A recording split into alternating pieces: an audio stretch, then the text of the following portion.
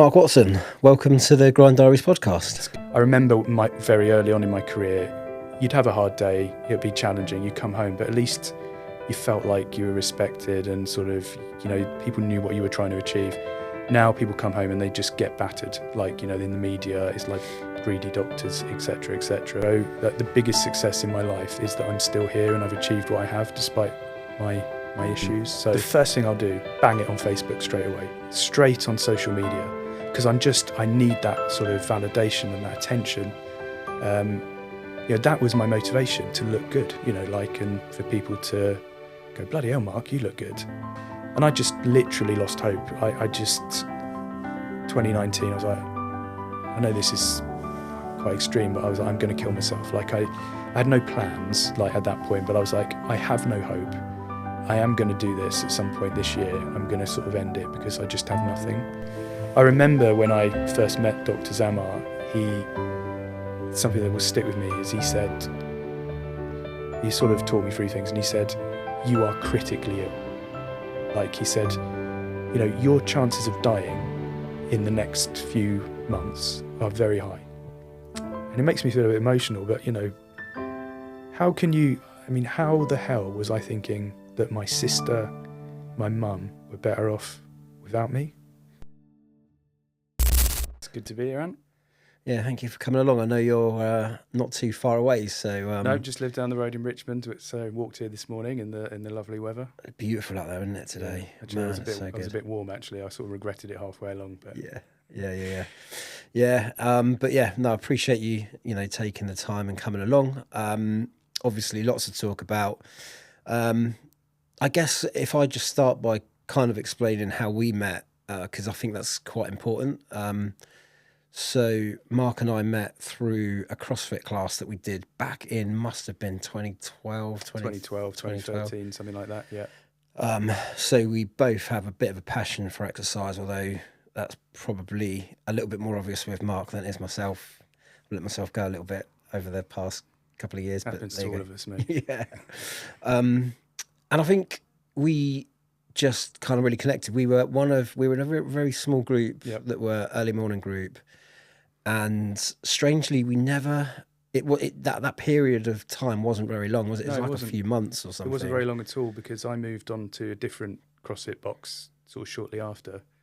But I think in those, I've always been a big believer that when you meet someone you connect with, it doesn't have to be long. And obviously we hadn't seen each other for a long time. No. I came up to sort of meet you about a month or so ago. Must have been getting on for 10 years since we'd seen each other, maybe slightly longer. Yeah.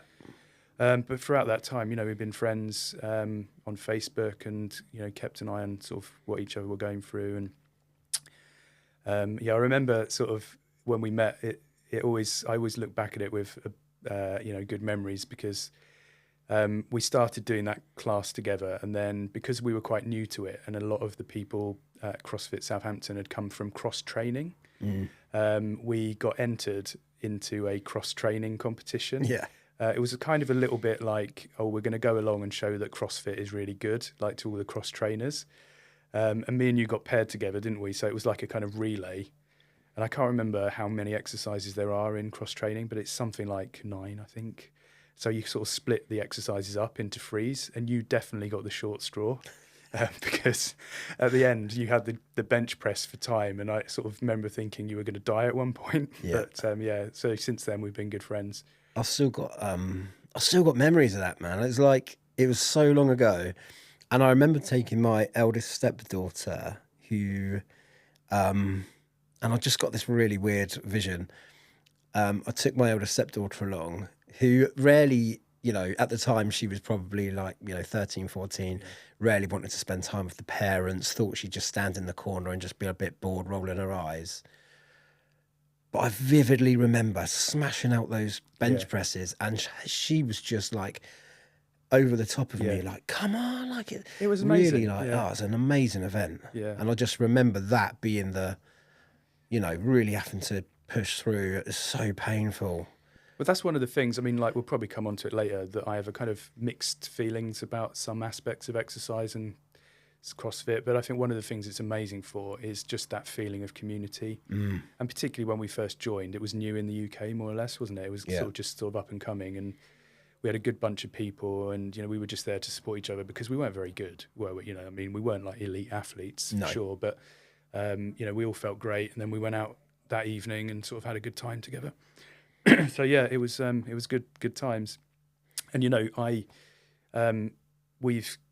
I've kept an eye on sort of your sort of life as through social media, as you do these days over the last sort of 10, 12 years, and I've always had a massive admiration for you because we've got very different lives, but I'm envious of like how good a dad you are, how good a person you are, some of the things that you were kind of putting on Facebook during the pandemic, very community minded and sort of with a real focus on doing the right thing. I've always had a lot of admiration for you, mate. So Oh, thank you, man. Yeah, and I think likewise, really. I think, perhaps that's why, we've always kind of stayed in touch. I'm aware, and again, we'll get onto this a little bit later on, but I'm aware of the struggles that you've encountered and, the things that you've achieved in life, despite those struggles, have been, have been crazy. And again, we'll go into more detail about that later on. But yeah, no, I appreciate that, man. That's nice of you no, to and I mean say. it genuinely. Yeah. Thank you. So I guess, do you want to just kind of give yourself a bit of an introduction, Yeah. just kind of who you are, what you do, and what it is you're kind of looking to achieve, I guess. Yeah. So I'm from a kind of working class background from Dover in Kent, which is obviously most people know now for far right rallies and the port, the ferry port.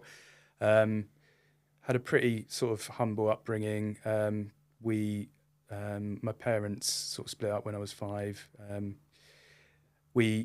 then the family changed, the family dynamic. We became publicans, and throughout that time, I don't think I was ever really thinking of myself as very academically sort of a big academic achiever. But in sort of about my sort of teens, sort of around GCSE time, I kind of got my results and was quite surprised how well I'd done. And from that point forward, really, I just sort of knew I wanted to be a doctor. And I don't really know why. I think it was just a really good experience with my own GP, who was such a lovely guy, really kind of old, experienced GP, and sort of who really cared. And I kind of had this inbuilt sort of focus that I wanted to do good things for other people as well as myself. And from that point forward, I was just a machine, like at A-levels, and then the first few years at medical school, I was just such a nerd, and just really spent hours and hours and hours studying.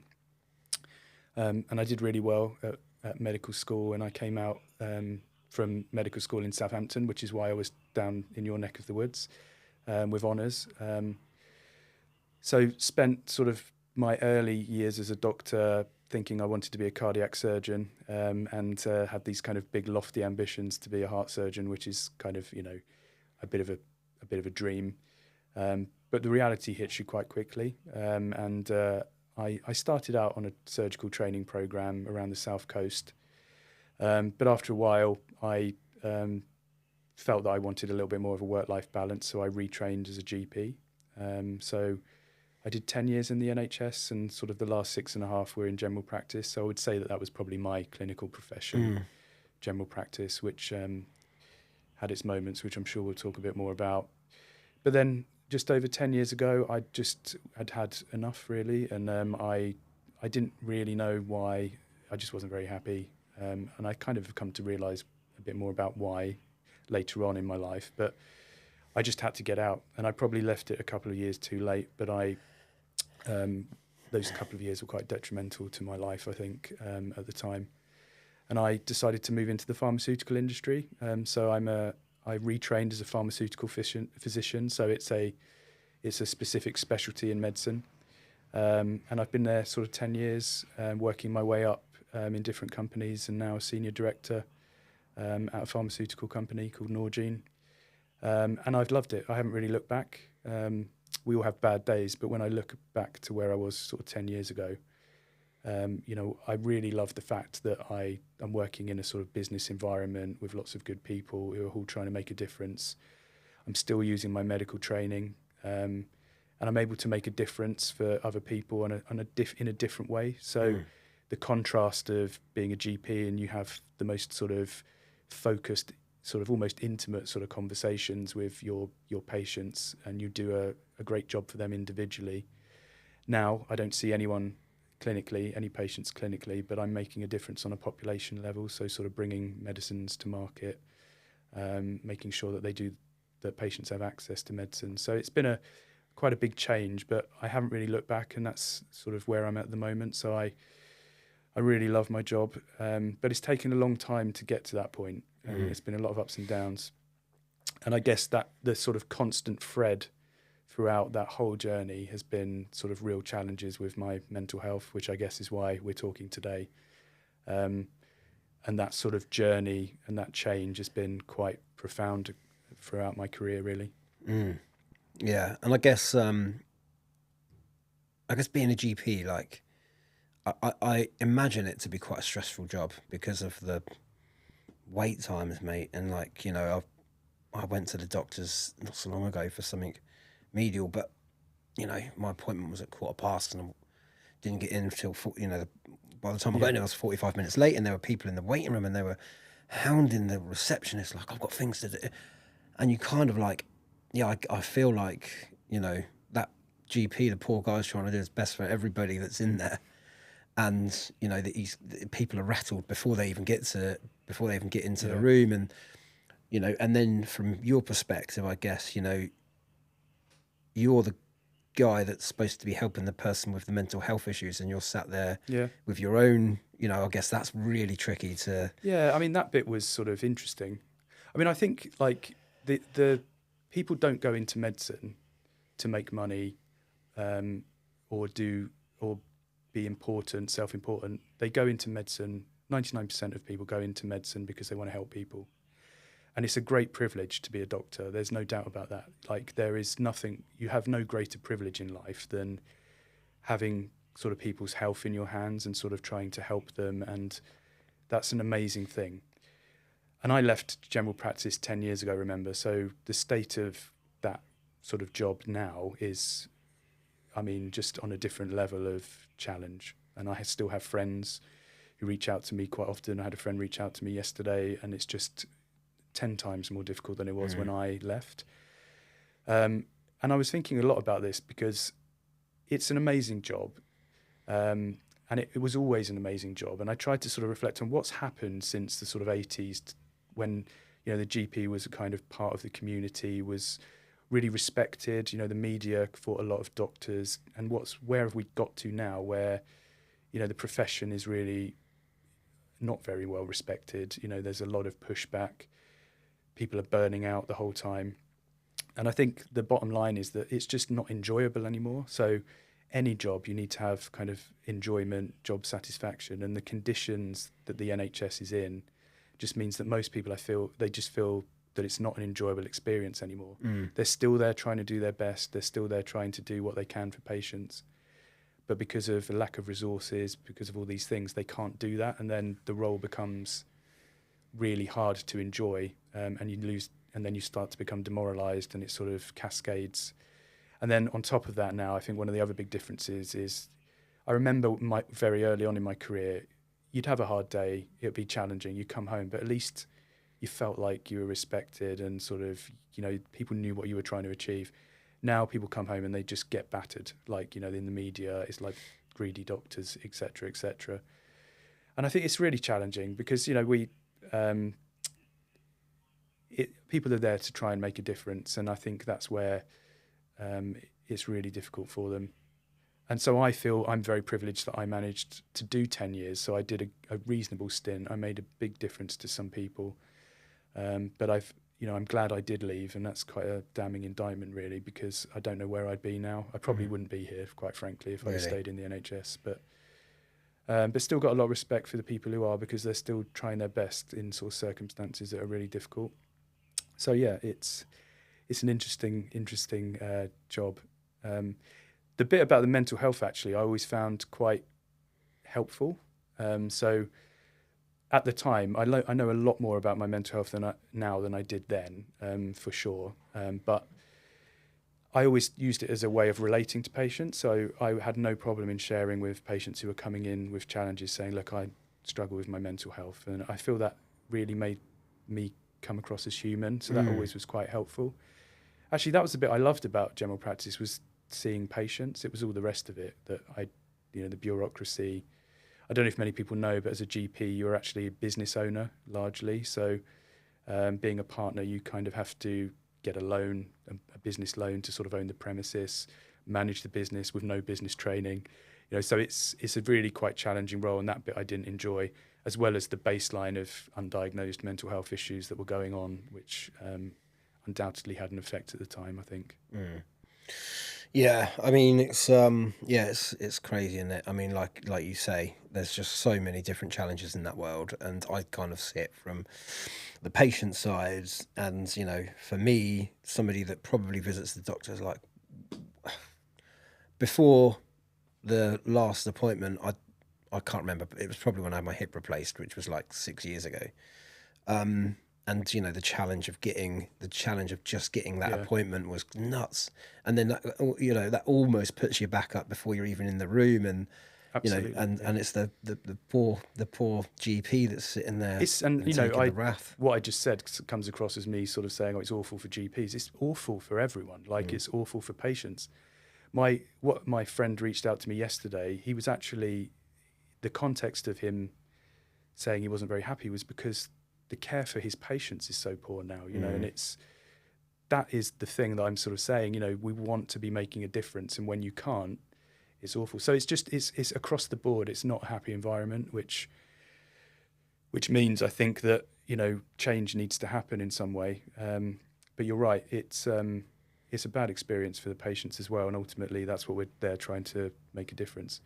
I went through a bit of a stage where I was a good all-rounder as a general practitioner, but I kind of got to the point where I was like, my job really is just to be nice to these people. I've got some knowledge here that's going to help them. But when you're ill, because most people don't go to the GP for a chat. There are obviously a couple of people who do, but generally people go to the GP because they're not feeling very well. And what they really want is for someone to listen to them and be nice to them. So even if you're having a bad day and perhaps they didn't really need to come with their sore throat, just be nice to them, and use it as an opportunity to have a positive impact on their life and maybe educate them. And I know what it's like on the other side. I'm a patient as well as a doctor. There's nothing worse when someone doesn't listen to you and is not very nice to you when you're feeling ill. So I think that's a big part, and that's where the human side comes in. So I'm a down-to-earth guy. That always helped me. I was always the one that the difficult patients got sent to, who other people were struggling to manage, because I was able to relate to them as just a Marc, basically, rather than Dr. Watson. So Yeah, it's interesting.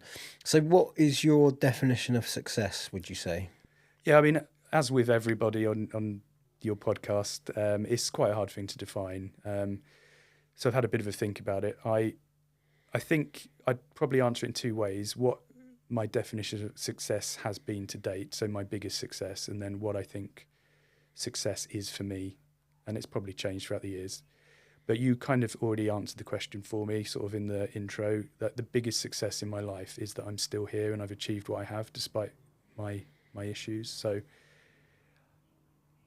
I don't want to sort of come across as someone who's sort of arrogant, but it is a minor miracle that I've achieved what I have with undiagnosed bipolar for sort of many, many years, probably decades. So that in itself, it is a big, big success for me, and it's probably the biggest success. And at times it's felt like it's just happened to me, but in reality has been difficult. And I guess reflecting on it, I can kind of see some strengths that I have that have enabled me to do that without really realizing it. What I think success is for me in general is it's a very personal thing. And I remember when I was working at a big pharmaceutical company, we used to do a lot about the why, because when it's raining outside, you wake up, you're not feeling good. You have to have something that gets you out of bed and goes in, and you go into the office. And and try to carry on doing that and making a difference. So that was a really strong emotional motivator. And for me, it was like, when I die, so the image I have in my head is, when I die, I want my obituary to say that I made a difference to people and I wasn't selfish. And so for me, success is trying to leave whatever part of the world you live in a better place, and specifically making a difference to other people. And I'm really privileged that I work in an industry where I feel like I can do that. So, you know, whether it's all those years where I probably made a difference to patients as a GP, and they kind of will, I hope some of them still remember me as, you know, oh, that doctor years ago, or I diagnosed something, you know, and that, you know, that saved their lives. And I always remember when I first worked in Bournemouth A&E, we had someone who came in who was sort of bleeding out, and we literally saved his life. And that was the most exhilarating thing I've ever been through. So that is amazing. And now I have an even bigger privilege of making that difference on a population level. So whether it's bringing a new drug to the market, so we're currently working in children's cancer, so that is a big motivator for me. So trying to bring those drugs through to make sure that children have a chance. So that for me is a big success, because I probably I do have personal goals that I want to achieve, and they have hindered me, I think, in the past. But I would love to sort of, when I sort of slip off this mortal coil, I'd love for people to say he was a good guy, he made a difference to other people, and he didn't just think about himself. So I think that's what it is for me. It's a bit of a rambling answer, but I think that's what success is for me. No, it's interesting. It's like a legacy, right? So exactly, that's the word. I was struggling for that word because I'm not the most articulate person in English language. And I remember I said this to actually Maggie Alfonsi. She was doing a motivational talk. And I said, the obituary thing. She went, oh, so that's legacy that you're... And I was like, yeah, you're right. Yeah, I would like to have a legacy. But I don't want it to be just about me. I want it to be about making a difference to other people. Yeah, I think it's a really strong motivator, isn't it? You know, it's one of those things that, and it's something that I've kind of come across in the last couple of years. And I sort of think, well, if something happens to me tomorrow, how are people going to remember me? Yeah. And the frightening thing for me is at the time, it would have been probably because I was always quite a fun guy to get drunk with, you know, like that seemed to be the thing that I did. Yeah. You know, and I think going through that transition of, well, you know, how do I actually want people to remember me, and what do I want to be remembered for? And I think it's such a strong motivator. Massive, yeah.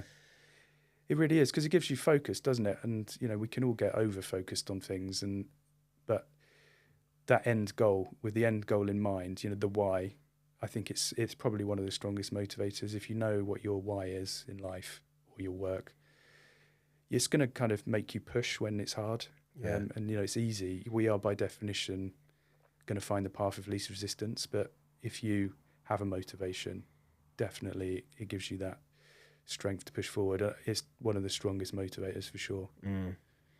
Yeah, and I've been doing a lot of research on, you mentioned the path of least resistance there, and I'm very guilty of that. You know, like my worst thing is, the worst thing that I'm bad for is consistency, right? So I get overly excited about something. It might be a new workout, it might be running, you know, it might be a new thing, and I get bored really quickly, and then I start to switch off of that particular thing, and then I start to find it really easy not to do the thing.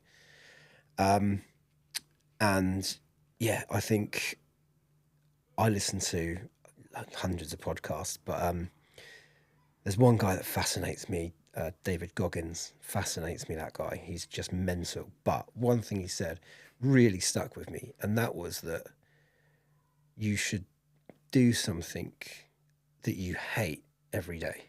You know, push yourself through that barrier on a daily basis. And it actually transpires that there's something scientific in that. Like, by training yourself to do the things that you don't really want to do, you know, taking the difficult path or, you know, or not taking the easy path, you end up kind of training yourself to be, you know, that person that actually chooses the more difficult Yeah. path because you know the benefits of, you know, of doing that or not doing Yeah. the easy thing. And there is a real scientific like reason for that. You know, it's that those neuropsychological pathways, and our brains, like, they have some plasticity, so they have the ability to change.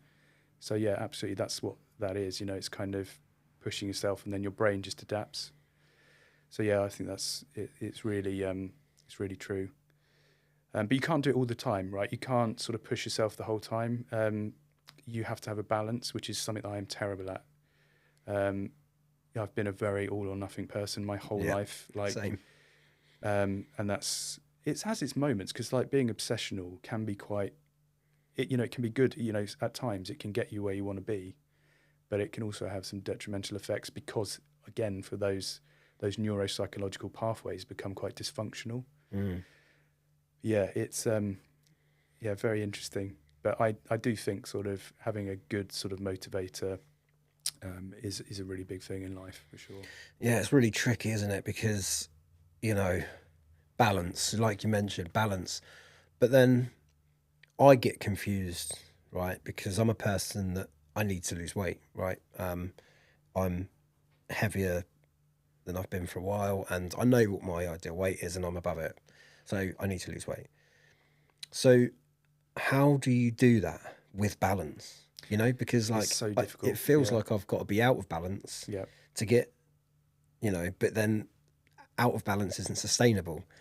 So it's like, how do you kind of overcome that It's cycle? so difficult, and I have not found the answer to that at all. I mean, as you know, I've been sort of obsessed. Yeah, exercise I get obsessed with. So I've got a very, I think it's fair to say it's an obsessional personality, maybe an addictive personality, um, which kind of feeds from, I think, having bipolar for sort of 20 odd years. You know, by definition, you're kind of up or you're down.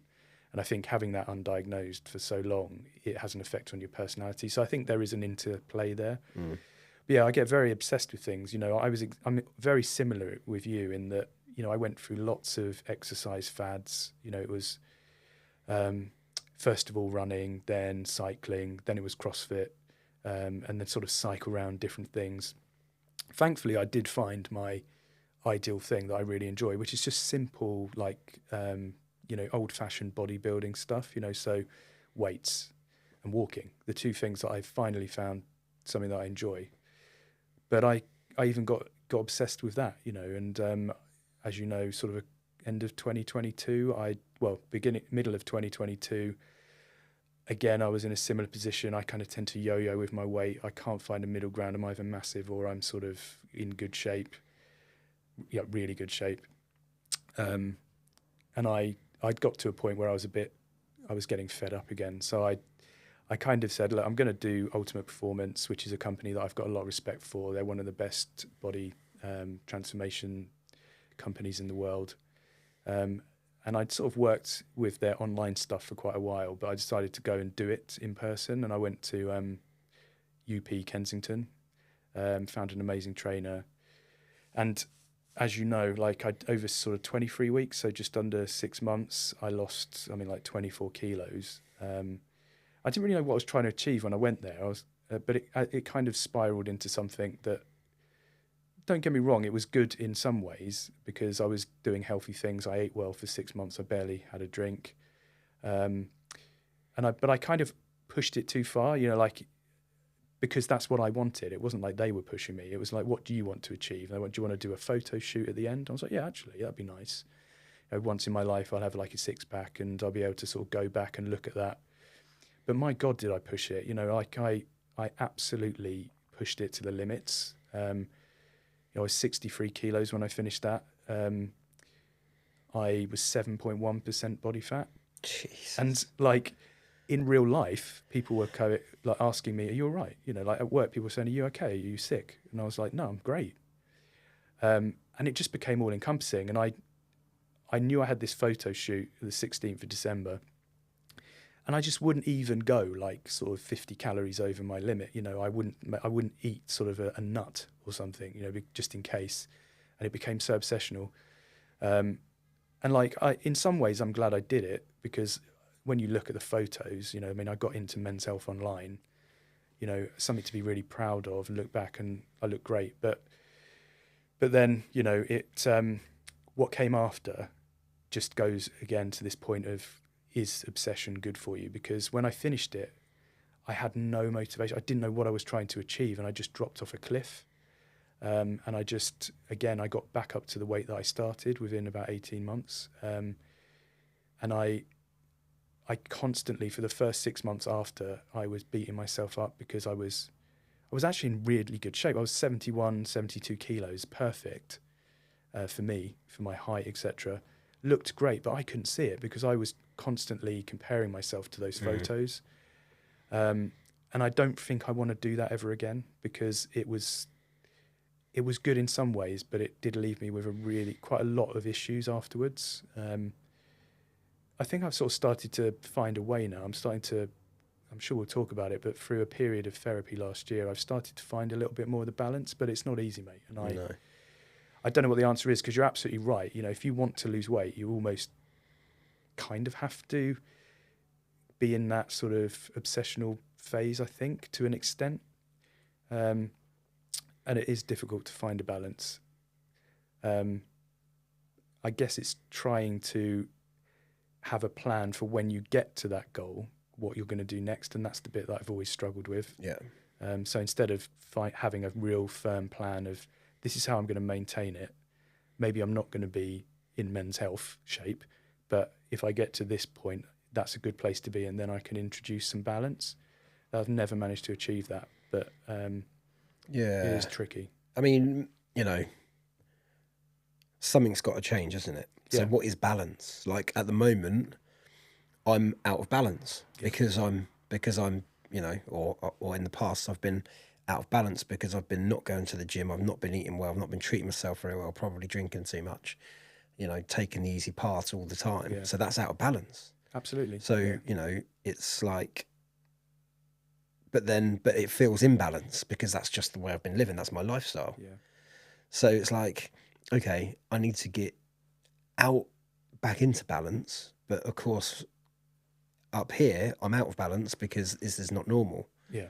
And, you know, it's like... And it's not easy. That is the biggest thing. I think, like, a recognition that it's not easy is important, because, I mean, I've been around fitness now for sort of 10, 15 years. So, and the thing that annoys me the most is one of my pet hates, and everyone's different, but when people say no excuses, I absolutely hate it, because people do have legitimate excuses, or reasons, not excuses. They have legitimate reasons that they can't do it. You know, whether it's your mental health, whether it's something going on in your life, and to just have a blanket statement of, look at this guy, look what he did, so you've got no excuses. I hate it so much. I think the other thing that's really important in it is to have the right motivations, because frankly, my motivations for all of my body transformations, and I've done more than one, that was just the most extreme, have been about validation and attention. So I know that now through the period of therapy that I went through in the last 12 months, that because of some issues around attachment in my childhood and not feeling like I was getting attention, that's what it's all been about. So I came to realize that a lot of my achievements that I've done in my career, the first thing I'll do, bang it on Facebook straight away, straight on social media, because I need that sort of validation and that attention. You know, that was my motivation, to look good, you know, like, and for people to go, bloody hell, Marc, you look good. It wasn't about me. It wasn't about my health. And that's where I think maybe moving forward, that's possibly where I can find balance if I'm doing it for a different reason. So longevity, because I'm not getting any younger. I'm 44 now. So maybe the motivation of just having a happy life, being as healthy as I can be, might give me a better chance of finding that sort of healthy balance, whatever that is. Because it's no fun for anyone. Like when I was doing that, I'm either kind of pigging out for 6 months, which is, you know, no one really wants to be around you. And in a relationship, it's very difficult. And then on the flip side, when you're so strict that you can't go out for a meal with your girlfriend, that's difficult as well. So I want to try and find, and I'm kind of in a good place at the moment, because I'm sort of walking, I'm sort of losing weight, but I'm also going out and having nice meals and things like that. But it's probably because my motivations have changed a lot, and I've started to really understand what I was doing all these years. It was a lot about getting that sort of tension, dopamine hits, validation for,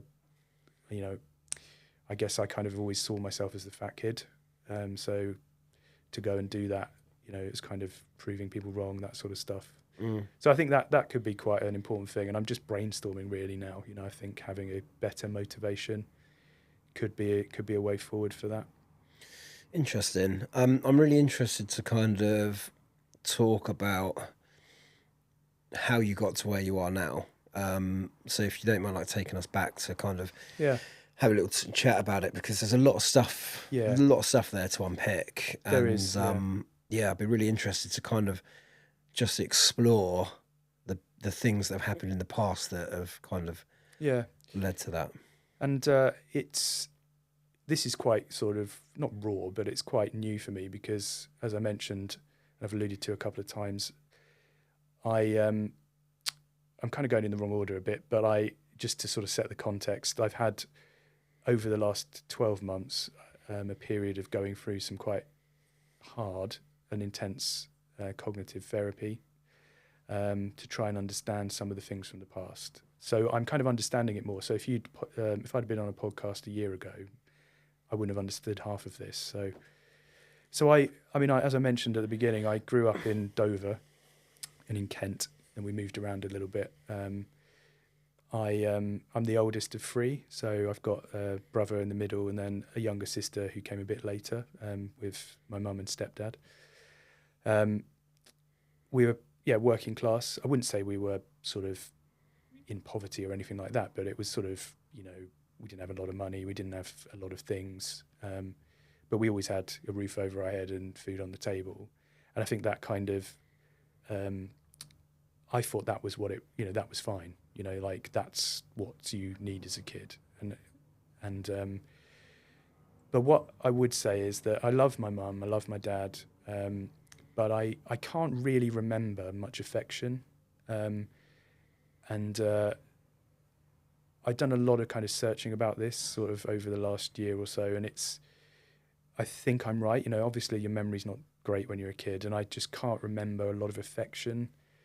And I think instead of like having what, the roof over your head and a meal on the table, I think probably what kids need is love and care. And I'm not saying that they didn't care for me, and I'm not saying it was like I was abused or anything, but I do feel that I was lacking, and that it kind of, I think that explains quite a lot that has happened later on in the way that I've had difficulty in relationships and dealing with difficult situations. My dad and mum actually split up when I was 5, and I think probably one of my only memories is actually sitting on the stairs when he left that night. So that's obviously something that's been important in my childhood, because you don't remember everything. My mum then remarried, so I had a stepdad from pretty quickly. So he became my dad essentially. And I wouldn't say that relationship was the best. Certainly in my teens, it became quite toxic. And kind of, again, there was very little love. I think probably a little bit of jealousy and a bit of bullying. And the way that I cope with all this clearly was just to, as you tend to do as a child, is you go into your shell and you try to avoid it. So you become very avoidant.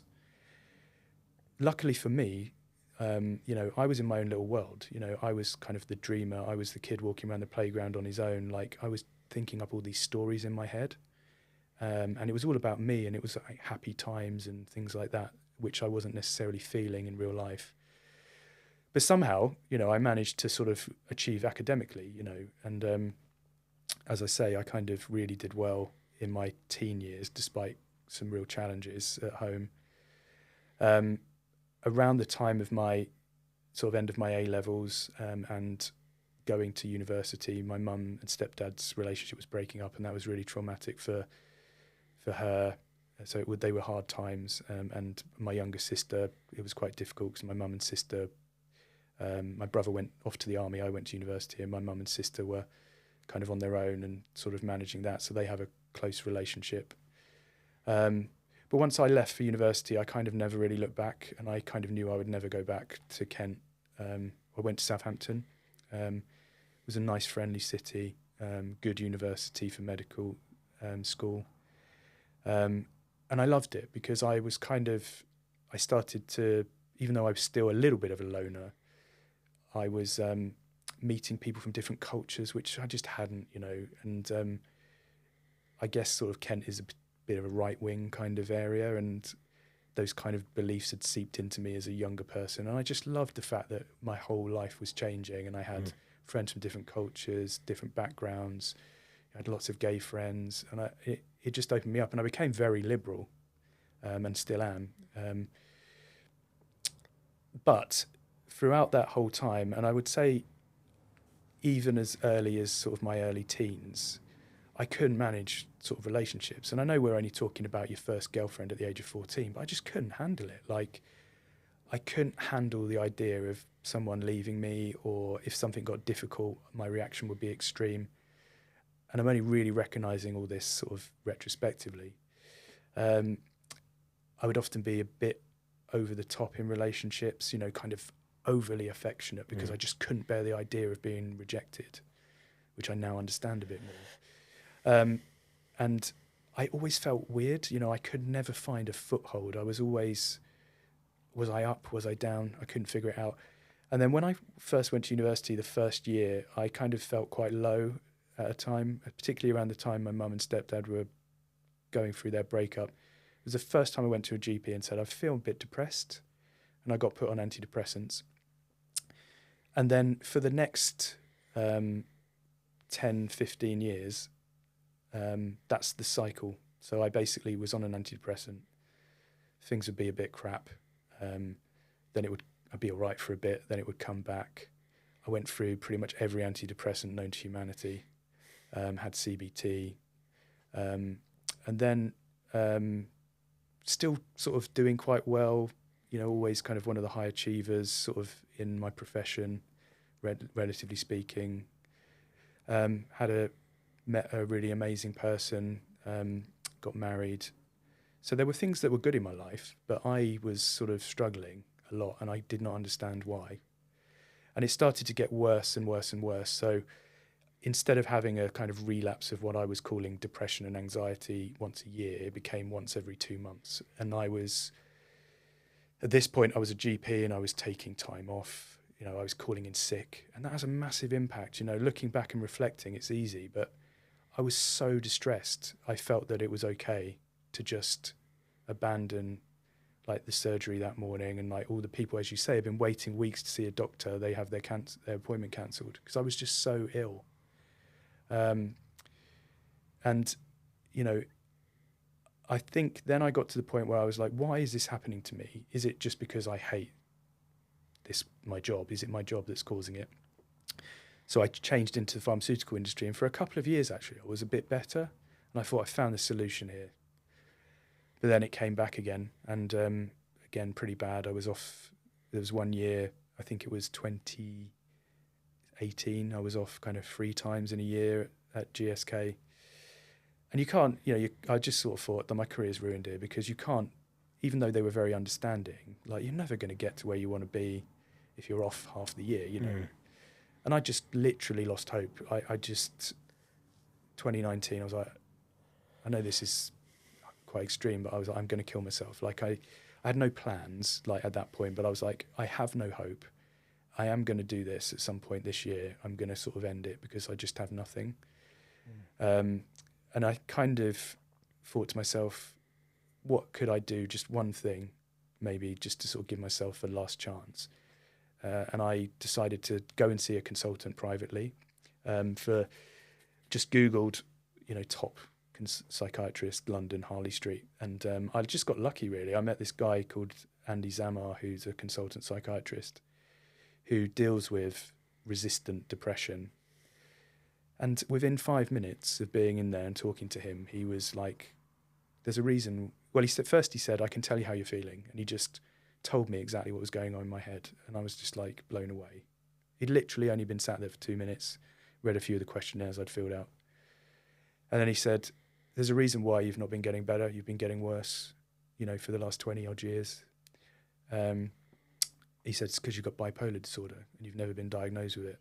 You haven't got depression and anxiety, you've got bipolar disorder. And he said, and I'm going to make you better. And then we were talking about it a bit earlier, weren't we? It was one of the best days of my life hearing that, because for some people hate having a diagnosis. For me, it was one of the most liberating things that happened in my life, because finally I understood and I was validated for all the things that I was blaming myself for throughout the years. I'd, calling in sick, leaving those patients, having all those difficulties in relationships, which frankly were my fault.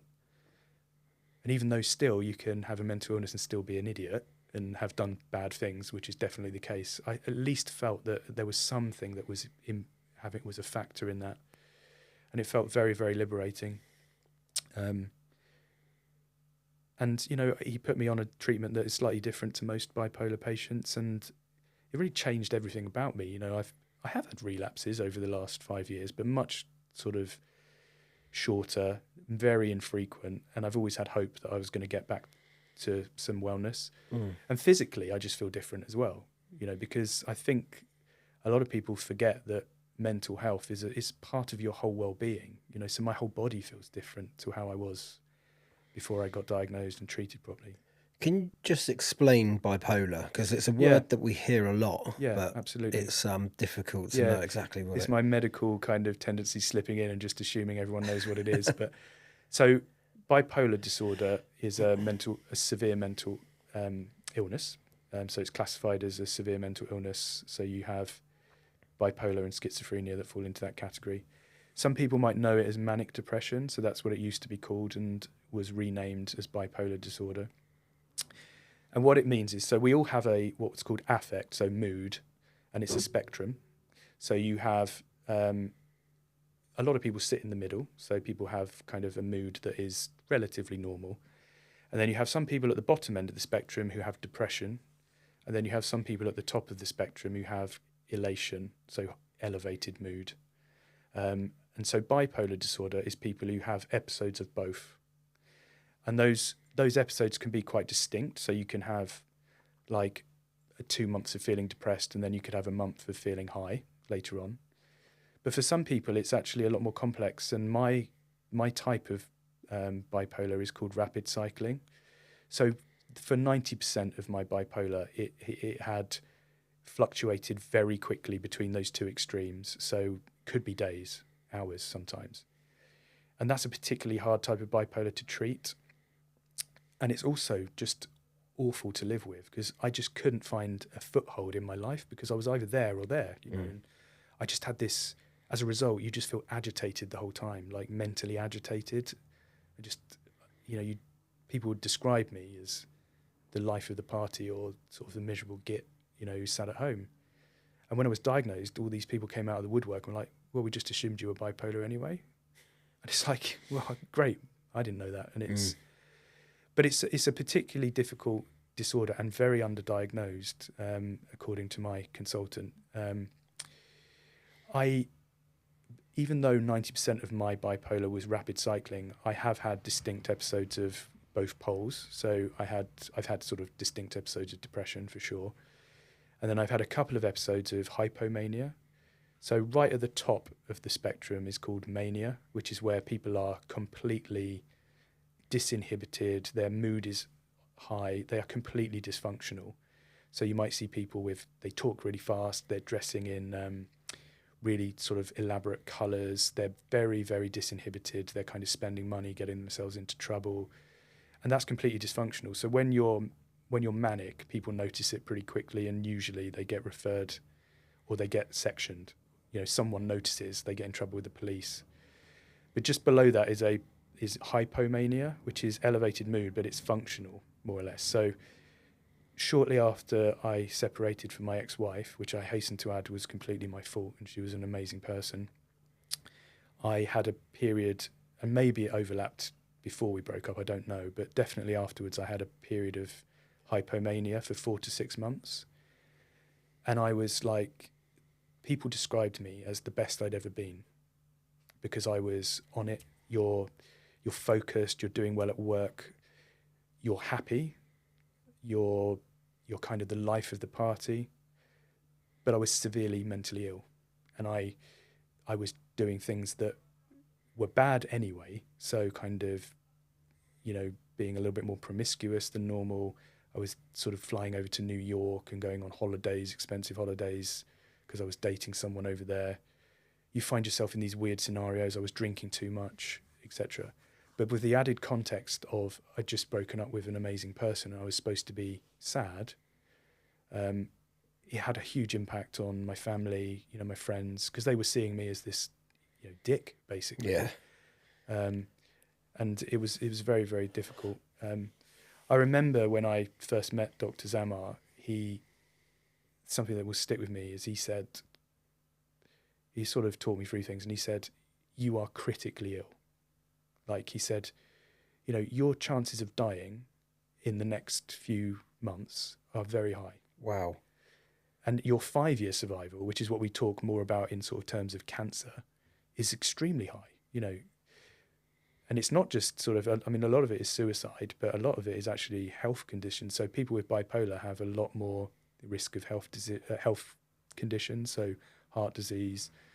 They have risks of when they get infections and they get things like that, it's usually much worse. Is that because of the lifestyle, though? Is that because partly of the way lifestyle, but it's also partly the damage that the constant stress has on your physiology. So there's been lots of studies that shown it's not just lifestyle, it is sort of that kind of the mental stress causes damage, causes inflammation, causes damage. So yeah, it's an interesting concept. But yeah, that's bipolar, and it's sort of very, very underdiagnosed, I would imagine. And a lot of people really struggle to get, talking about the NHS again, it's very underfunded. Mental health is particularly bad, the mental health services in our country. So I class myself as very lucky that I was privileged enough to have private insurance through my company. I self-fund now. I see him every 3 months, but I can afford it. I'm very privileged. A lot of people aren't, and that's something I'm very happy that I was privileged enough, and I feel very lucky about that.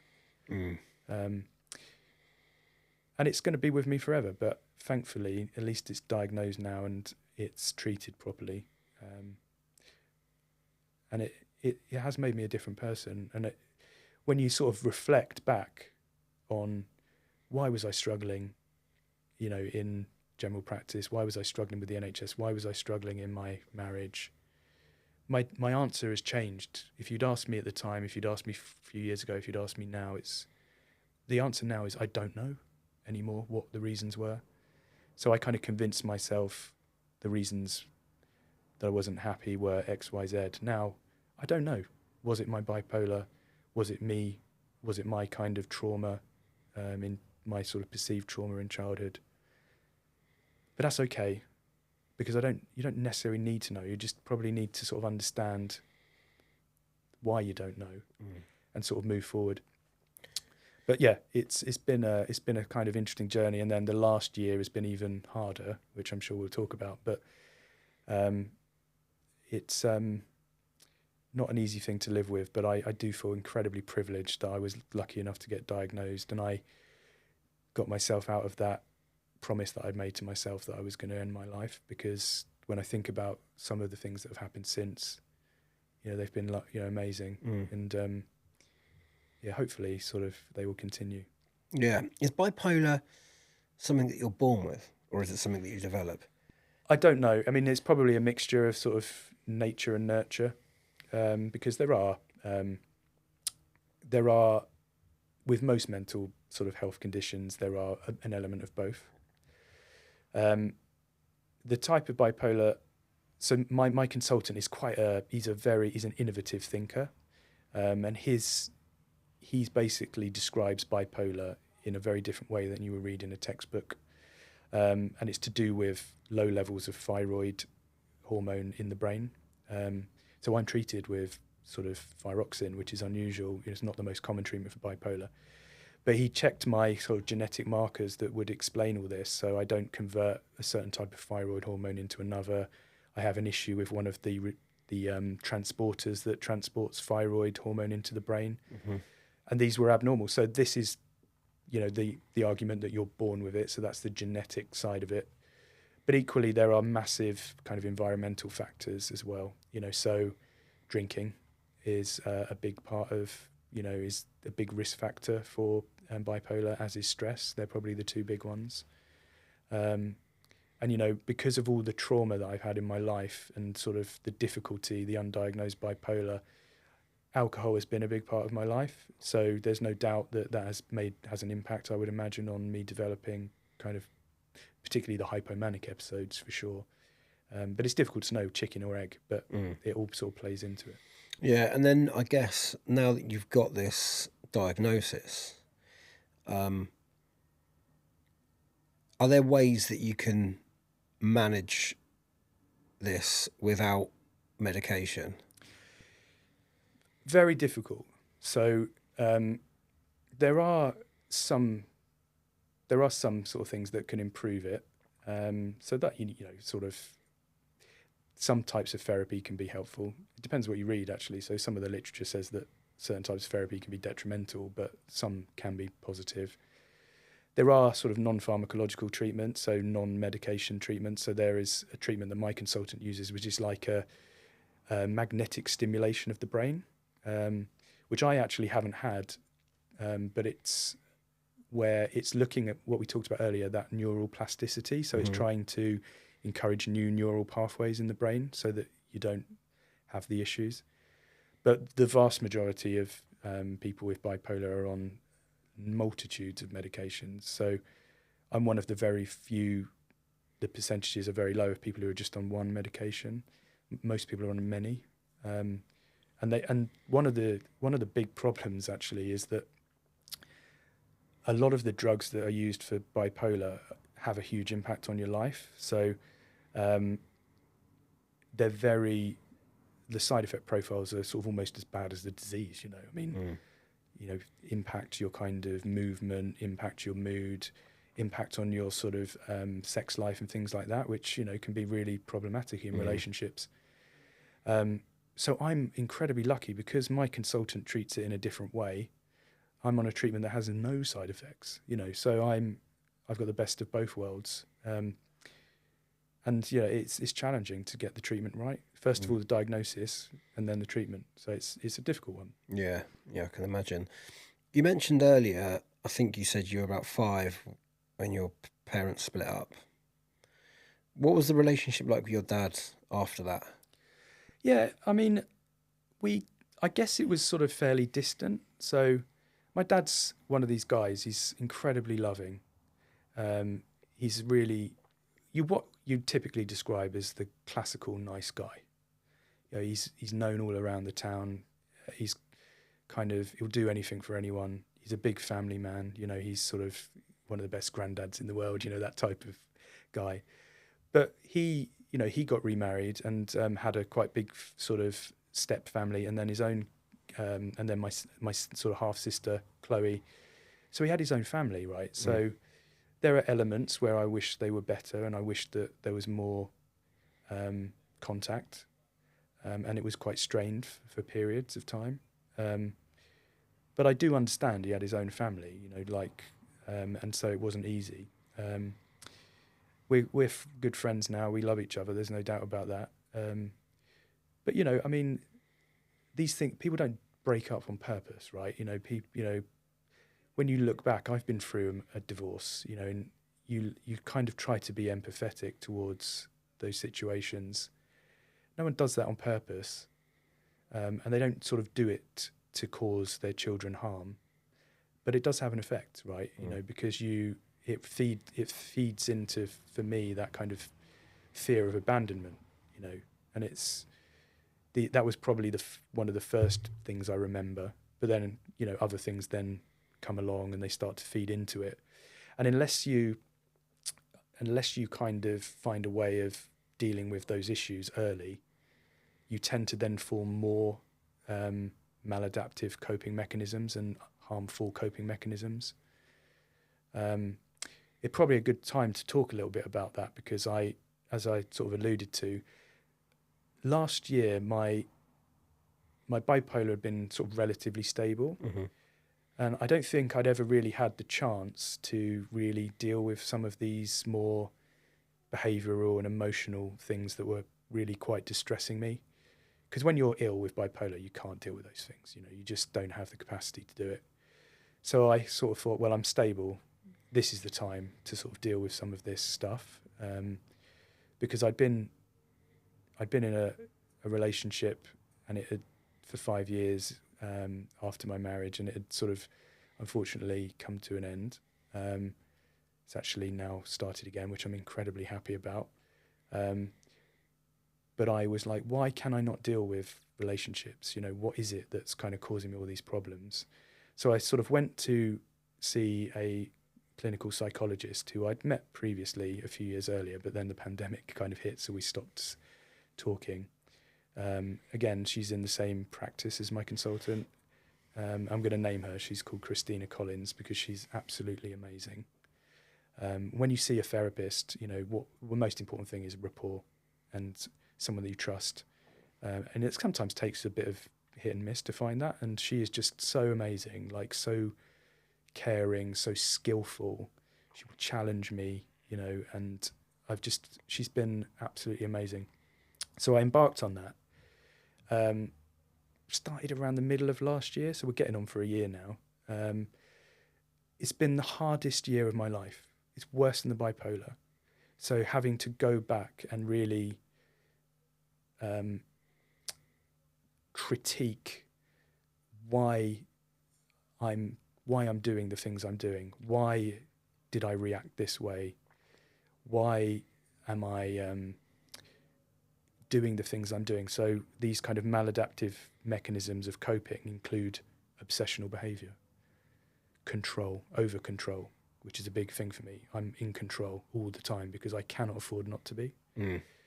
The soothing mode, so drinking, etc. And there are others as well. And starting to understand that these are the feelings that I'm feeling. They're not normal. But underneath that, there is this healthy Marc. But actually, all of this comes from childhood. And it sounds like a bit of a cliche, but it's not. I had to go back and really kind of look at what happened when I was a real baby, you know, a child, through the memories that I could remember. And then try to sort of, map out why all of these reactions, these big events in my life, how they kind of were related to that. Why I kind of spent a lot of time with my friends as a kid, why I spent a lot of time with my auntie, because I was getting away from a situation that I was causing me trauma. I was looking for kind of love. I was looking for validation. And then she sort of explained a lot to me, so I kind of went through that. It was immensely difficult. Like I was so distressed, like at times. Like I was emotional, I was crying. I had to take a few weeks off work at one point because I was just so distressed and triggered. But I've kind of come now to the point where I really understand what happened, and I'm kind of coming to terms with why. And I'm starting to recognize, like, when something bad happens to me, I've reacted in that way because of this. It's not because I'm a bad person. It's because I'm moving to that mode. And I feel really quite good at the moment because I think I've kind of come out the other side. And there's a lot more work to do in terms of now recognizing those things and sort of just stopping and going, actually, this is the over-controller. This is the soothing mode. This is not the real Marc. And I want to emphasize here, because I'm being quite open, I don't blame anyone for this stuff. It's not about blame. It's not about blaming my mum, not about blaming my dad. It is what it is, right? I love them. I don't have any sort of malintent towards them. It's been necessary for me to look into this stuff. Yeah. In order to sort of feel like I've got a future moving forward. And I think people say sort of, don't they, sort of like a cliche, when you go into therapy, it's going to get worse before it gets better. Mm-hmm. Jesus Christ, that's true, but I'm glad I stuck it out, because I kind of feel like I'm much better equipped now. Things just feel a bit different for me. Yeah. So hopefully that combination of having the bipolar under control and having now dealt with some of the other emotional things might help me find that balance that we were talking about. But it's I feel hopeful. Yeah, good. I think it's so difficult, isn't it, for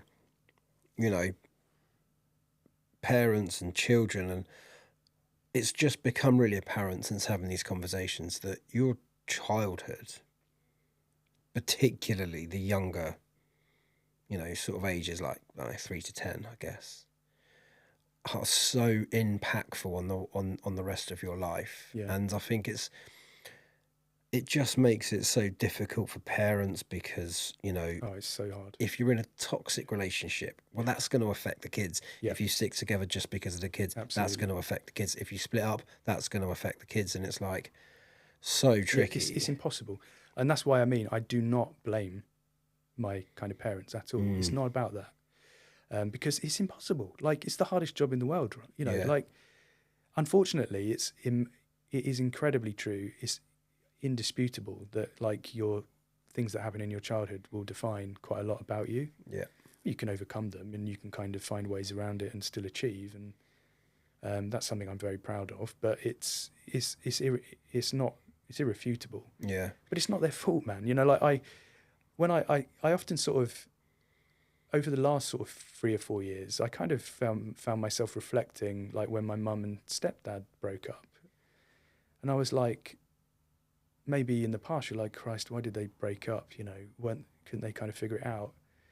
They were adults, they were old, and I was like, they were like my age now, like, and I'm a mess, like it's like you kind of think like when you're a kid that because your parents are older than you, they're very wise and they're immune to sort of issues. Yeah. But actually they're just people like we are, man, and they go through it. But you're absolutely right.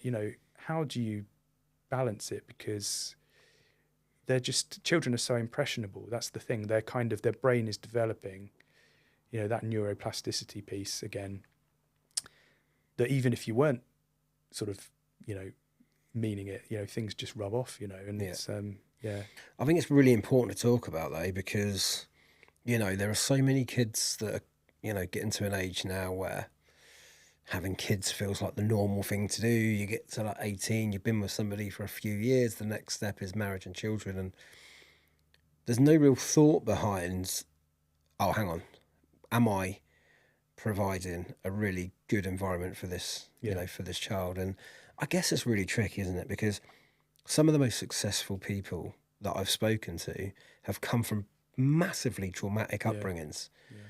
And, and I think it's really, again, it's just about finding that balance. But I think that, the majority of people that have kind of come through traumatic experiences, it really affects them later in life. I mean, I listened to something the other day, again, on one of the hundreds of podcasts I listened to, and it was such an eye-opener, man. Yeah. It was about, why is it that we as humans find it so difficult to say no? And this guy that I was listening to said that he took a woman to one side and said, give me £100. And this woman was like, oh, I don't have any cash on me, so I can't. And he was like, well, that's right, there's a cash point over there. Won't you walk across and get the cash? And long story short, she couldn't say no. Yeah.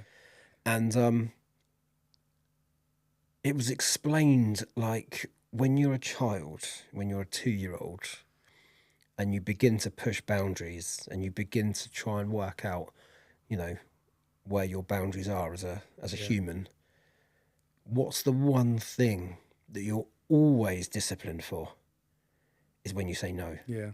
So as a child, when your parent says, can you do, and you say no, you're punished for that. Yeah. You're told you can't say that. Yeah. So of course it makes total sense that by the time you get to an adult, you really don't want to say no. Yeah. You really don't want to be in a position where you've got to say no to someone. No, it's really interesting. The thing is, though, if you you're absolutely right. You know, some thought should go into, you know, are you going to be able to sort of give a good environment to a kid? But to be honest, if you kind of plan for that, you'll never have them. So there's some truth to that as well, right? And like everyone goes through things, so it's not straightforward. One of the interesting things, like just to illustrate how important and how children, their brains kind of adapt to what's going on, even from a very young age, is this thing called attachment trauma, which is kind of where you don't, it's usually between the child and the mum. So there's sort of different scenarios, but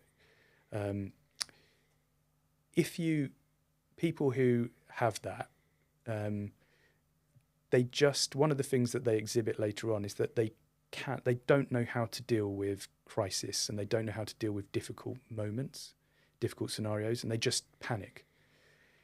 And you can see it if you go on YouTube and you look this up. Like if you can see babies, literally babies, who maybe the mum has died or something, or they're in an orphanage, and when something happens around them, so something scares them, they literally don't know what to do. They're sort of, you can see it in their body. Like it's kind of, this is neurological, man. You know, it's not, these aren't choices. This is kind of inbuilt neurological sort of conditioning. And so, yeah, it's massive.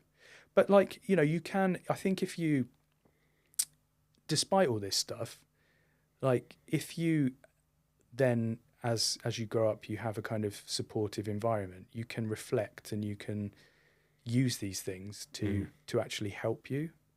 You know, it's like now, I mean, good God, I've been through some stuff that I wish I hadn't, but all of this stuff shapes you as a person, like, and, you know, for sure.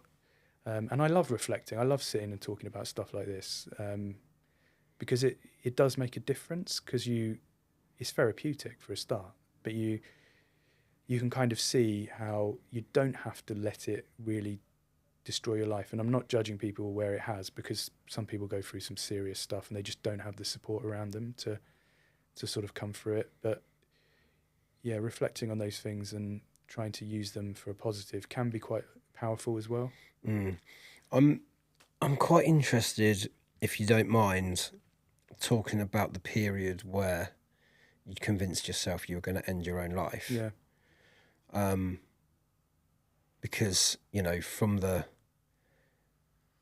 outset, like from people looking in, you're a successful guy. You've, you know, very intelligent. You're in an industry that's you know, deemed as highly successful. Like, where was it within your mind where you felt that you weren't able to? Yeah. So yeah, suicidality is a very weird thing. So, so much so that actually, I think there's quite a lot of misconception that with suicide, it's just linked to depression. So you get depressed, you get suicidal, you might go through with it, you might not. But really, it's kind of it's really a sort of, not an illness, but it's something in itself, because there are kind of consultants who specialize in suicidality. So I've had a lot, I mean, particularly when I was kind of undiagnosed and not treated well, I've had this narrative in my head for years and years and years, which is just like, just kill yourself. You're better off killing yourself, Marc. And like at times I had no intention of doing it, or well, the majority of the time, no intention of doing it, but it was just like this. And sometimes I still get it now. It's like, if I'm in a bad place, you know, if I'm having a bit of a relapse, you know, it just, I can hear it in my head. And, you know, some people just do commit suicide and they haven't got any mental health illness at all, you know. So you often see, and you see a lot, there's some really good media out there of, I don't know if you've seen the advert where there's two guys who come to a football match. Yeah, seen it. Really powerful. And there's one guy who's really kind of quiet the whole time, and the other guy who's really like, he's all right, mate, all this. And then it kind of cuts, doesn't it, and says, the next time there's just one of them there, and it's not the one you think. And because the cheerful guy has killed himself. And there's a lot of powerful stuff like the last photo before someone kills themselves, and it's often like a happy photo. And it's just so hard to explain. The thing that did it for me was just the lack of hope. The thing that the thing that pushed me from just having this narrative to, right, I'm going to do it this time, or I'm really thinking about moving to that next level, is just a lack of hope. Because I, like I said to you, I thought it had got better when I moved in out of clinical practice. Had a couple of years where I was really well. This was pre-diagnosis, and then it all came back again, and it was getting so problematic. And even though I kind of now feel like I probably have a better outlook on it, I am quite ambitious. I want to kind of achieve quite a lot in my career. And I just thought, I'm never going to do it like this. I'm never going to get to where I want to be because I'm off sick like 3 times a year, with the greatest sort of support in the world. The company has a right for you to be there. It's kind of, so that was where I really lost hope. And I think I was going through a bit of a difficult time in a relationship as well, because I couldn't cope with relationships. And I thought, so that was it for me, the lack of hope. And that is a big thing, I think, in general with suicide, that as soon as you think there's no future, like, what's the point? So yeah, that's the bit that pushed me towards thinking about it. I'd started to think about how I was going to do it, and that's kind of a point where you really are starting to slip into those real depths. Must be quite scary looking back on that. Yeah, it's a funny one. I mean, I've always felt quite strong about talking about these things, and I know people do struggle to talk about these things. But you are in such a hole when you have those thoughts, so this is not to judge people who say this, but when people say, oh, it's a selfish act, it is not a selfish act, I can assure you, because when you are thinking about that, you are not thinking logically. Like, in fact, the opposite. Like, I think a lot of people, I can speak for myself, but I think a lot of people think they're doing people a favour. Like, you really feel my family are better off without me. The world is better off without me. I'm actually doing a selfless act. And you're just not thinking straight. You're not in a good place. And it is scary, man, What would you say to somebody that was kind of going through that period that you were going through? Yeah. What would your advice be to them? Get help, like 100%. It's very, very difficult to sometimes pull the trigger on that. People don't, do they? And they don't go to see the doctor because they're ashamed. There's probably still a bit of stigma and taboo around mental health and suicide. But you've got to find someone. Like, it may not be a doctor. It might be a friend. It might be someone in a cafe or something. You've just got to talk to someone, and because it's not necessarily you're going to get everything you need from that conversation, but it's just you're stepping over that barrier. And once you start to sort of accept, then you can start to move, try and find solutions.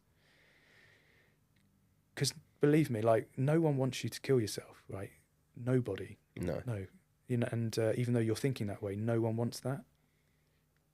And it makes me feel a bit emotional, but, how the hell was I thinking that my sister, my mum were better off without me? And they genuinely wouldn't have wanted that, but I was genuinely thinking, right, they're going to be better off without me here. So yeah, find help. I mean, I found it quite easy to sort of go and find help, but some people don't. But I think it's just, could be Samaritans, could be someone anonymous, could be your mate. You just got to talk to someone and find help. Do you think it's the shame element that stops people? Yeah, there definitely is an element of that. But also, you're not thinking straight, right? You're not in a good place. You're mentally ill at that point, most likely. So your decision making isn't fantastic, But yeah, there is an element of stigma still. I hope it's getting better. I think things have improved somewhat, in the mental health space. And for me, talking about it openly is sort of, I genuinely feel it's almost a duty, because I know so many people can't. But yeah, it's a difficult topic, isn't it? Mm. Yeah, I mean, is there ever a time where or are there any situations now that you avoid because of what you've been through? That's a good question. Not really, I don't think. I think probably I'm getting better at, you want to try to avoid immediate stress. So I'm quite sort of a passionate person, and I will talk, I will speak up, and I'm probably over principled. And sometimes, you come across something that you're like, I don't agree with this at all, and I'm going to speak up, and there could be a risk of causing quite a lot of stress and sort of issues. And I think I'm much better at that now. So trying to sort of maybe just sleep on it and have a think about things and how you could approach things slightly differently. Because, when you do sometimes kind of call people out, it can cause quite a lot of stress, particularly if it's someone you care about, So, but I try to sort of, largely be the same and sort of be myself. But yeah, it's that kind of, was having that understanding that when you're going to go and you're going to kind of potentially make things worse for yourself is something that I got a lot better at. Yeah, it must be such a difficult thing and it almost feels like like a loop that you can't really get out of, because you're struggling because of the mental health. You're ashamed of the mental health, so you don't get any help for it, which makes you worse. And then, all of a sudden you're in a situation where you don't feel like there's a way out. Yeah. An interesting stat, I don't know what this is like now, but a few years back I read a really interesting stat about people that have made a genuine attempt to kill themselves, to end their lives, and had failed. And the percentage of those people that instantly regretted it, the moment that they did whatever it was they were doing, there was that instant regret. Well, I mean, a lot of suicidal acts are impulsive. Like the vast majority of them are impulsive, and they're often associated with sort of having taken some alcohol or drugs or something, and so your judgment's impaired. So yeah, I can understand that. And that's why it's important to sort of, if you do start to feel like you're getting some suicidal ideation, to find help, because the point at which you then, you're going to do it is often, not always, but it's often a little bit further down the line. So if you can kind of try to address it early, because the point where you've had another, something else has happened in your life, you get really pissed, and then you kind of disinhibited, and then you get this thought, and then, yeah, absolutely. A lot of people, it's impulsive, and I think that's why there's quite a lot of instant regret in those situations. But not all things are impulsive. Some of them are absolutely, people really have reached the bottom and they feel that they're better off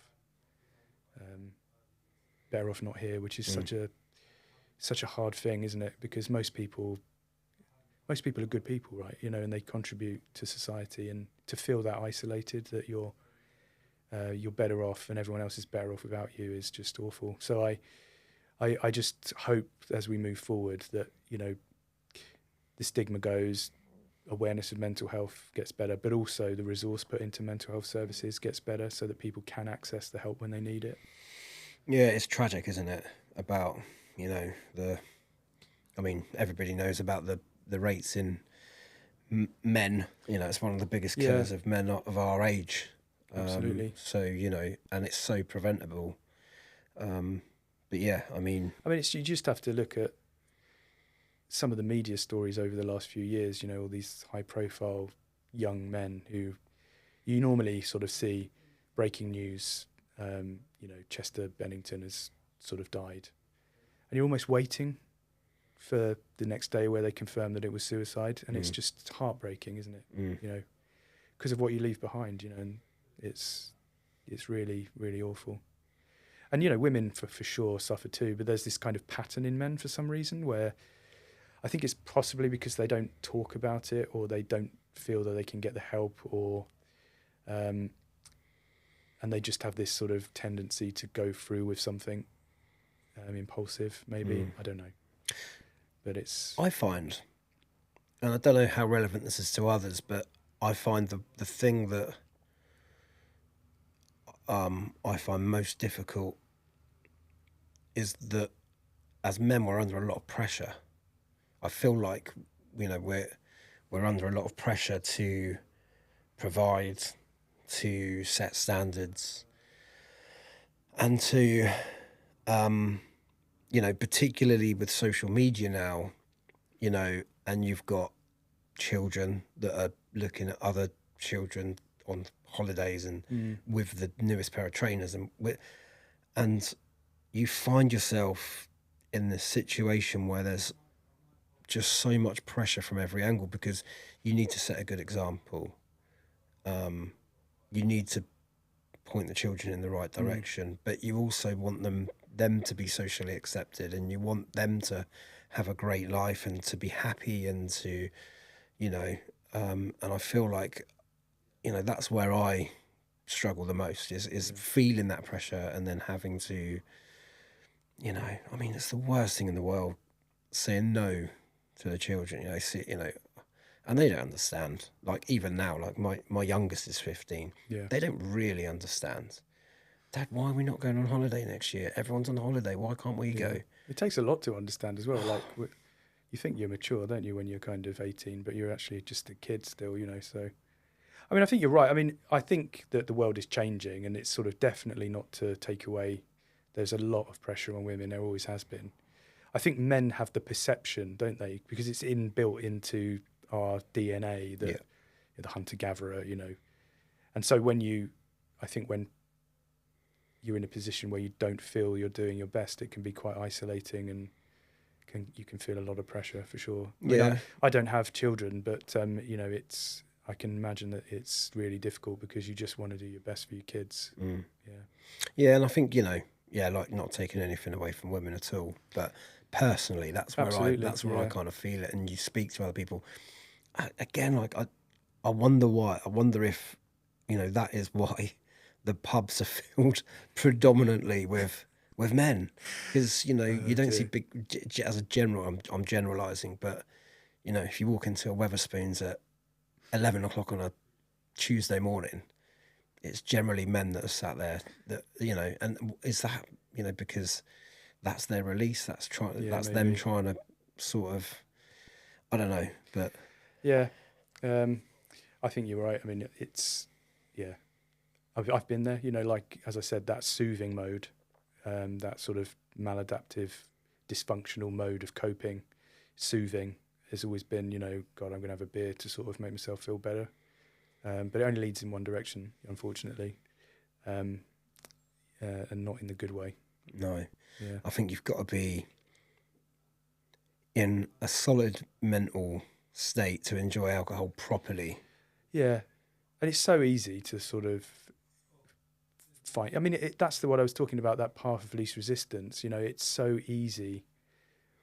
We are genetically meant to take the path of least resistance. Like, the hunter-gatherers, they're not going to exert energy on something because they didn't have anything to eat, so they're going to do the path of least resistance. It's easier to stay in bed and just, sleep. It's easier to sort of drink yourself into oblivion than it is to sort of start dealing with your emotions. And it's so difficult to sort of pull yourself out of it. Again, why I hate the whole no excuses, because no one knows what's going on in other people's lives. And all we can do as a society is try to encourage people to sort of find the right help. And but you've got to, judging people on it is sort of the worst thing you can do, because you just have no idea what's going on behind closed doors. Yeah. It's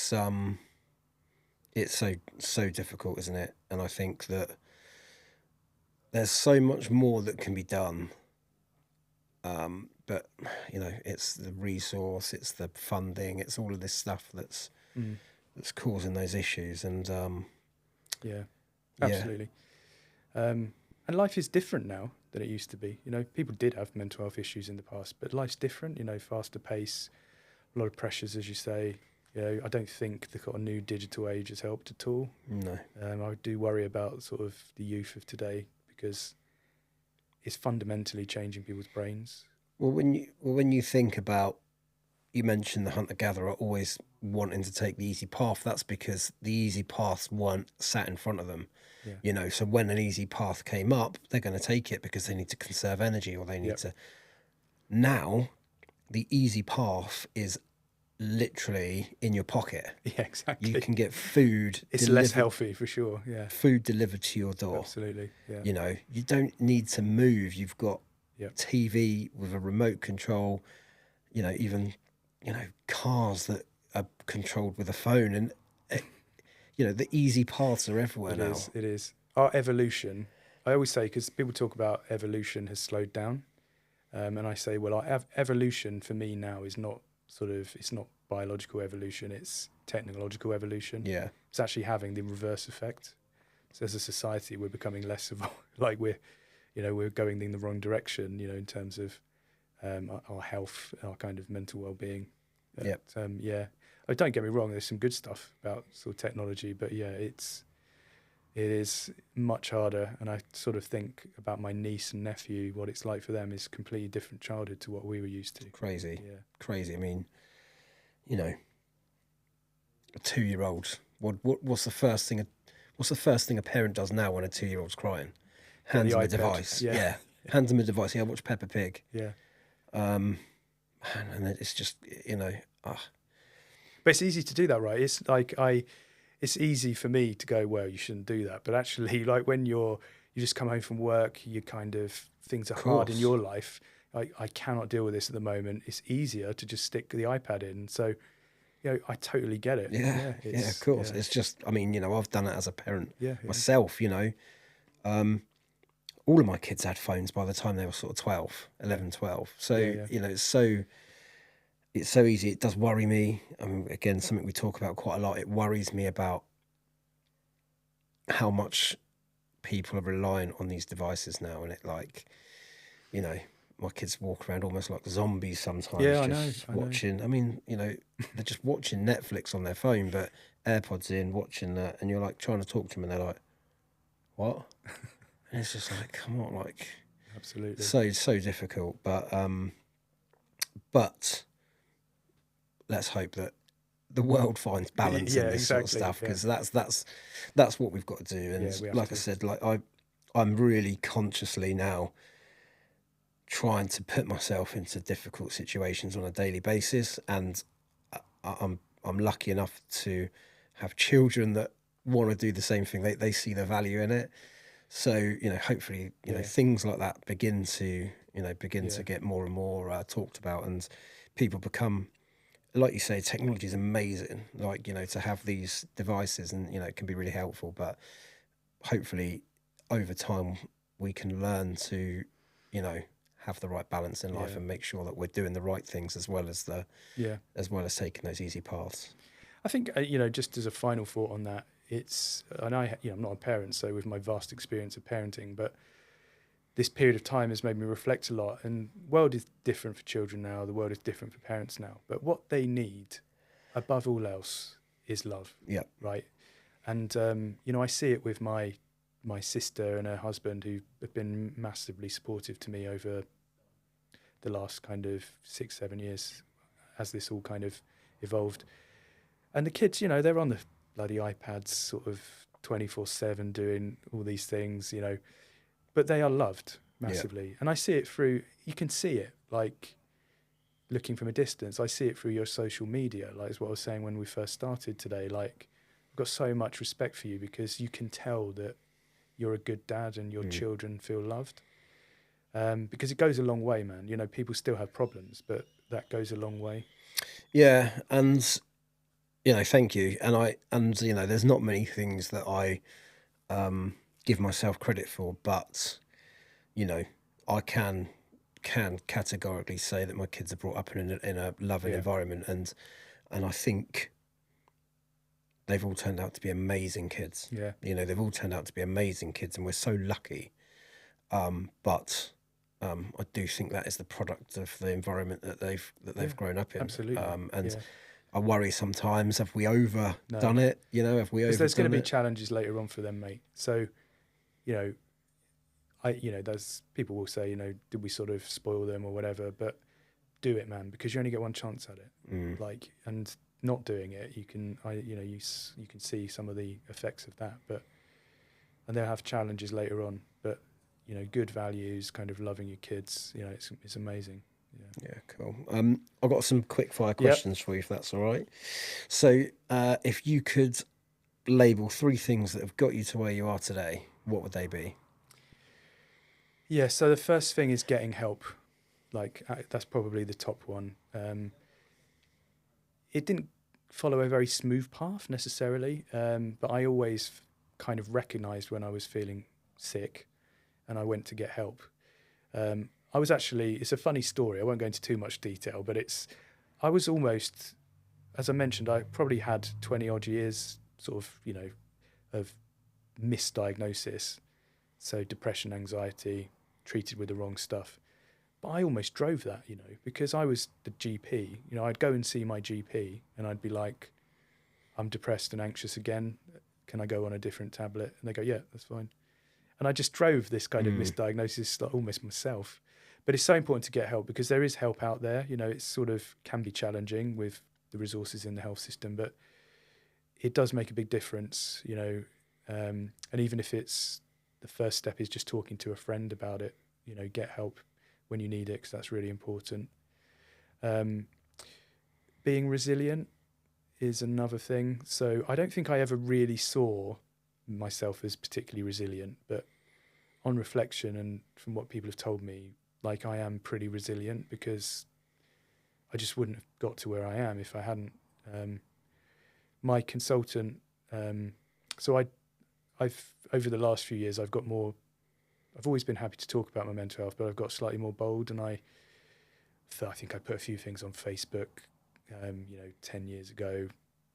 Then I started to think I need to do a bit more, so I put a post on LinkedIn, so sort of really putting myself out there in front of professionals. And then I did a webcast on it. And the one on LinkedIn, my consultant, psychiatrist, got tagged in it by someone else. And he wrote something so lovely. It was like, people with mental health issues are viewed as weak. But actually, it's completely the opposite. Yeah, I agree with for that. you to be around, despite what you've been through, you are superhuman. Yeah. So I think resilience has definitely helped me. And I think probably a third one would be having a sort of problem-solving mindset. So I haven't always managed to achieve it, but I'm a problem solver. That's why I'm good at my job, actually. Because as a doctor, it's a problem. You're a detective. You're kind of trying to figure out a way of solving this problem.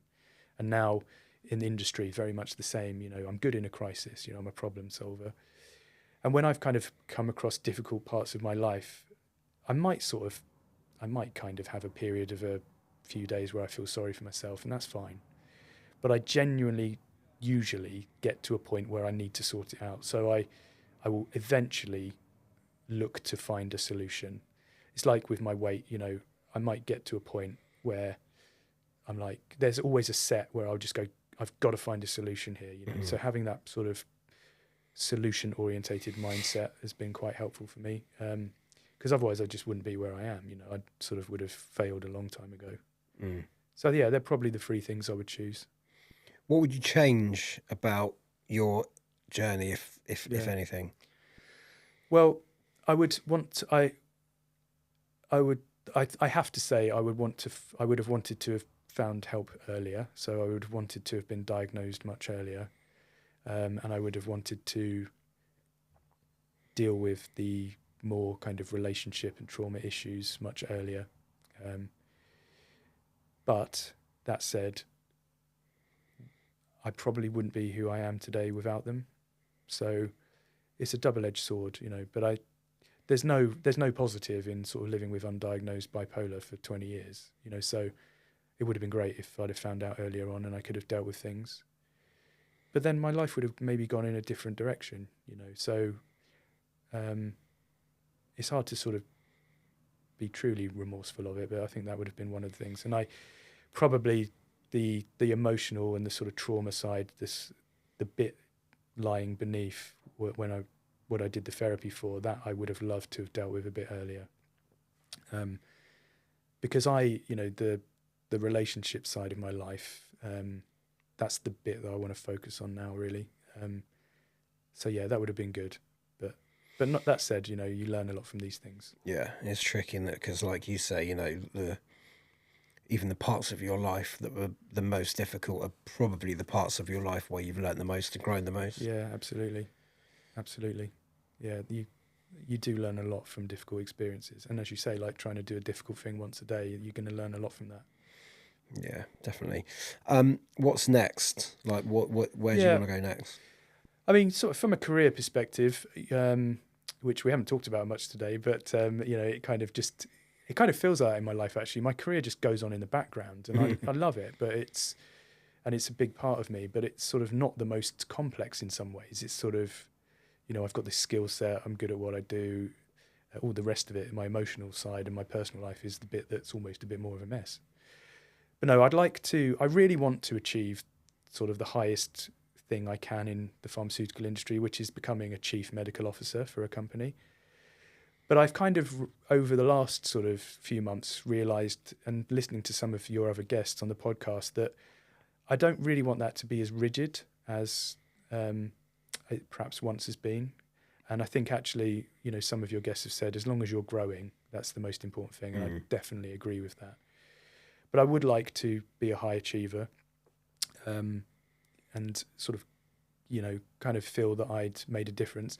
One of the reasons I want to maybe try and move away slightly from that sort of hard goal setting is because it's back to that validation and attention seeking for sure. You know, because if I become X, that means Marc was this, and that's, you know, not massively healthy. And I think I can get there anyway if I change my mindset. You know, I kind of love what I do. I'm passionate about it, and I'm sort of learning every day. The things that I really want to work on now, what's next, is sort of being happy in a relationship, right? That's so important for me. I've been desperate for it, and actually that's been a problem. But now I understand why I was so desperate for it, and because I was so desperate for it, the behaviours were not conducive with things moving forward. So I really want to take what I've learned in the last year and sort of, you know, have better relationships. It's not just sort of, you know, with a partner, just with friends and family. Because I was watching, believe it or not, I was just watching a documentary about Celine Dion. It's on Amazon Prime. And there was this amazing quote I really liked in it. She said, "If you want to go fast, go alone. If you want to go far, go together." So true. And I want that now. Now I'm in a better position, because there have been many times, and over the last sort of 18 months, 2 years, I reverted to that being on my own, and sort of, I'm just going to do things on my own, and I'm going to sort of survive that way. But I don't want that. You know, I want to kind of be in a relationship. I want to have a great sort of relationship with my family, because that's what will be sustainable, right? If I just go 100 miles an hour on my own, it's not going to last. But, you know, I want to have those kind of more meaningful relationships, because they're the bits that when I retire, they're the bits that are going to be still there. Right? Yeah. So, yeah, that for me is sort of a real focus. Yeah, amazing. I mean, comes down to a word we've used quite a lot today, isn't it? And that's balance. Yeah. Like, you know, you know, your career is important. You know, that side of things is massively important, because that's going to provide you with the lifestyle that's going to make or contribute to the happiness of your, you know, of your life. So it is really important. But yeah, like, where do you, you know, if you put everything into that, and like you say, you're going to be, you know, 20 odd years time, Yeah. you're going to be retired, and then you kind of look back and go, well, what have I got? Yeah, exactly. So yeah, I think it's definitely important. Like, you know, similar for me, really. I really enjoy my career. Really love that. And you know, I'm really enjoying these podcasts as well. Yeah. They're time consuming, so I've got to be even more conscious about time spent with the family. But I hope that, you know, that you know, it's there or thereabouts. You know, we've got lots of time spent together. So you won't need it's to worry different. about your sort of career when your son's like a Premier League footballer. So There you go. He keeps telling me he's going to retire me, which I'm like, come on then, hurry up. yeah, exactly. I'm still holding out hope that I'll win the lottery, but having said all of this stuff over the last 2 hours, but yeah, no, it's absolutely right. I mean, some people get very lonely if they're sort of just the only thing they have in their life is their career, because that ain't going to last forever, is it? So that's my focus now, is to work on those kind of relationships and sort of feel happiness and live in the moment more again as well, instead of constantly thinking about the future. Live in the present and enjoy, because life is amazing. I know I sound like a kind of I sound like a TV film or something, but life is amazing. There's a lot of beauty out there, and there's loads of good people. Just listening to your sort of podcast, the other guests, that's one of the beauties of life, is listening to people's stories, and learning from them, and ultimately what we're here for. So yeah, I'm quite excited, actually. I kind of, when you saw me a month ago, I wasn't in a great place, but now I kind of turned the corner, and the future, I think, looks really good. Amazing. I'm so pleased to hear that. Marc, it's been amazing talking to you, mate. Obviously, I always enjoy our catch-ups, but I've learnt a lot about you today. I feel like we've gone a little bit deeper in the conversation, and I feel like it all just kind of backs up the reason that we've got such a strong connection. And I think you're 100% right. I think you are a super resilient guy. Your mental strength is a lot stronger than I guess you've believed in the past. To get through the things that you've got through, to be the person that you are, to remain as humble and as kind and as giving as you have, you are, after going through all of that kind of stuff that you've been through. These mental health issues must be impossible almost. So, absolute hats off to you, mate, and big respect for you. And appreciate that, mate. It means a lot. Yeah, and I really appreciate you coming on. I think it's been fun. I think I think your story's going to hit hard with a lot of people, and I think that it's going to help a lot of people that are probably going through things, that are perhaps not on the same spectrum, but on in a similar way. Absolutely, everyone's story is different, and it's just, I guess, having hope and sort of knowing that there are people who will support you, and if you're feeling in that space, and there's always somebody who will help. I'm always around. Sort of anyone ever wants to reach out to me on LinkedIn, I can always point you in the right direction, or just be someone to listen to, etc. And I've always felt that way.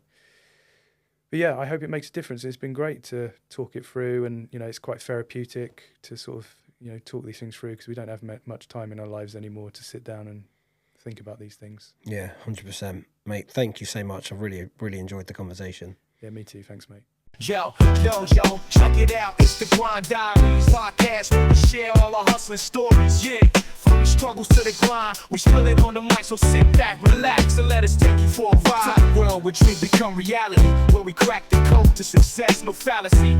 Blood, sweat, and tears, we rise from the ground. No matter the obstacles, we had them backing down. Yeah, we make it move. From the 9-to-5ers to the hustlers in groove, we got the interviews with the moguls in the game, sharing their story, inspiring you to claim your fame. But on the 9-to-5ers to the hustlers in the groove, we got the interviews with the moguls in the game.